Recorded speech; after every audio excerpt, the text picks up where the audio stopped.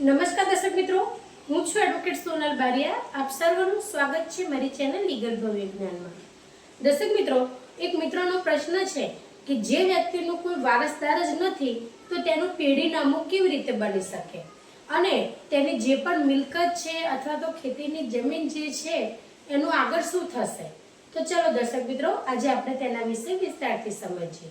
તો દર્શક મિત્રો, સૌથી પહેલા તમને જણાવી દઉં કે જ્યારે કોઈ પણ પ્રકારની ખેતીની જમીન હોય, મિલકત હોય અથવા તો કોઈ પણ પ્રકારની પ્રોપર્ટી હોય, તો જ્યારે જે વ્યક્તિ છે એ વ્યક્તિનું જો અવસાન થાય તો તેના અલગ અલગ જે પણ વારસદારો છે એ ભલે પરણિત ન હોય, પરંતુ જે એના લીગલી વારસદારો છે કે જેને આપણે એવું કહી શકીએ કે જે આડી લીટીના વારસદારો છે, તે લોકો એમનું જે તે કાર્યવાહી આગળ કરી શકે છે અને જે પણ મિલકત કે પ્રોપર્ટી કે કંઈ પણ હોય એ એમને નામે પણ કરી શકે છે. પરંતુ દર્શક મિત્રો, તેની પ્રક્રિયા થોડી લાંબી છે. તમને જણાવી દઉં કે જે મિત્રએ મને પ્રશ્ન કર્યો છે કે જે વ્યક્તિનો કોઈ વારસદાર જ નથી એનું પેઢીનામું કેવી રીતે બનાવવું. તો દર્શક મિત્રો, પેઢીનામું એ વ્યક્તિ બનાવી શકે કે જે એ વ્યક્તિના કોઈ પણ પ્રકારના લોહીના સંબંધ ધરાવતું હોય.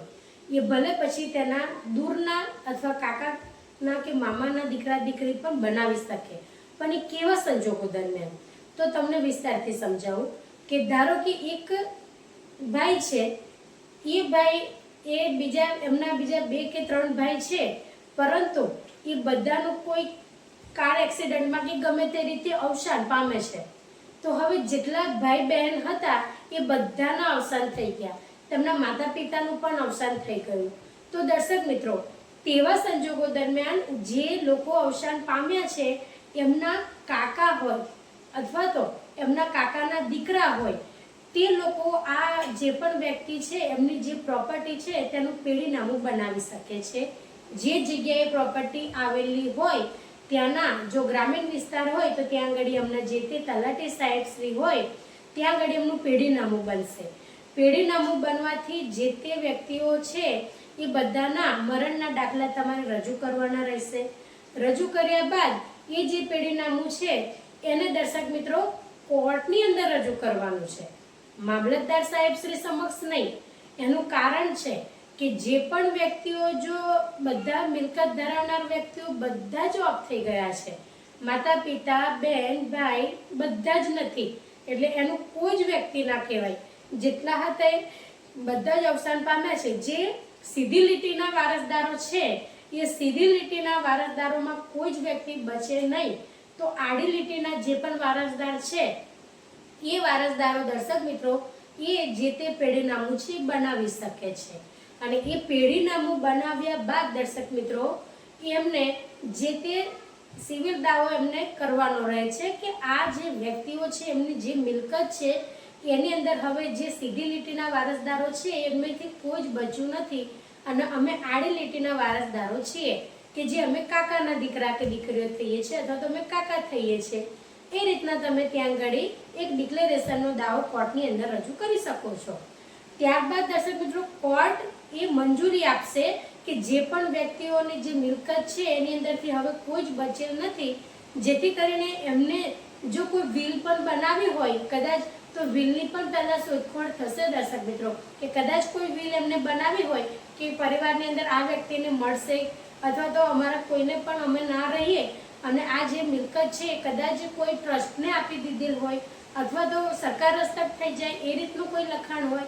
એટલે આવા સંજોગો દરમિયાન થોડી ગંભીર બાબત ગણાય દર્શક મિત્રો.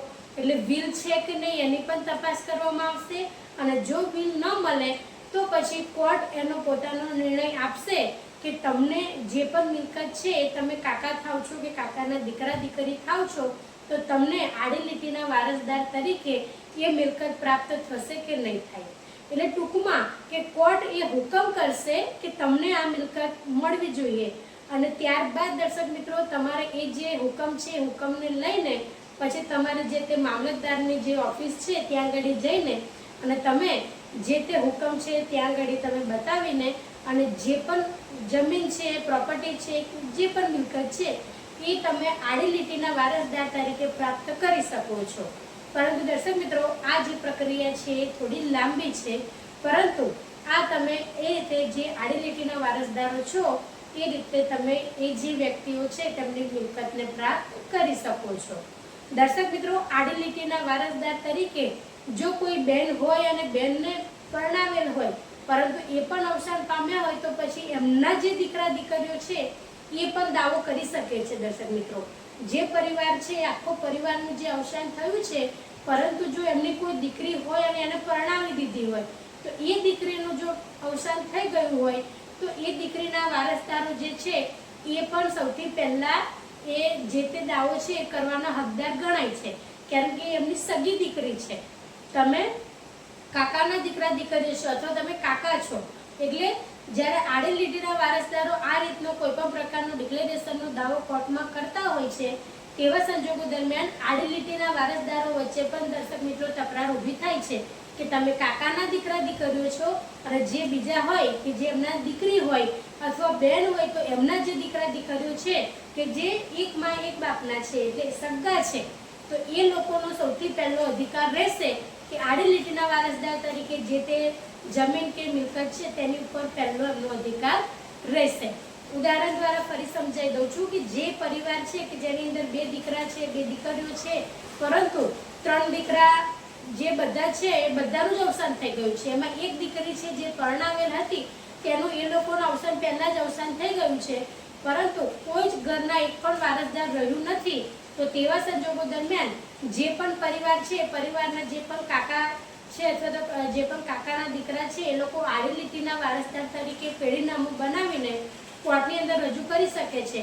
પરંતુ જો એ જ ઘરની દીકરી પહેલા અવસાન પામી છે પણ એના દીકરા દીકરીઓ જીવિત છે તો આડી લીટીના વારસદાર તરીકે તે લોકો પણ એમની માતાનો જેટલો હિસ્સો છે એટલો હિસ્સો માંગી શકે છે અને આડી લીટીના વારસદાર તરીકે એમને મળવાપાત્ર પણ રહે છે.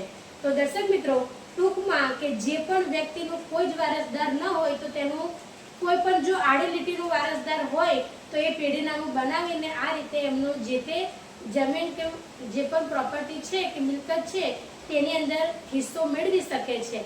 અને કોઈ જ વારસદાર ન હોય તો તેવા સંજોગો દરમિયાન દર્શક મિત્રો એમની જે પણ જમીન કે મિલકત હોય છે એ શ્રી સરકાર થઈ જાય છે. એટલે કોઈ પણ વ્યક્તિ જ નથી એનું દુનિયાની અંદર, કોઈ સગુવાલું નથી. તો એવા સંજોગો દરમિયાન દર્શક મિત્રો જે પણ વ્યક્તિ છે એની સંપૂર્ણ મિલકત એ સરકાર લઈ લે છે, એટલે કે સરકાર હસ્તક થઈ જાય છે.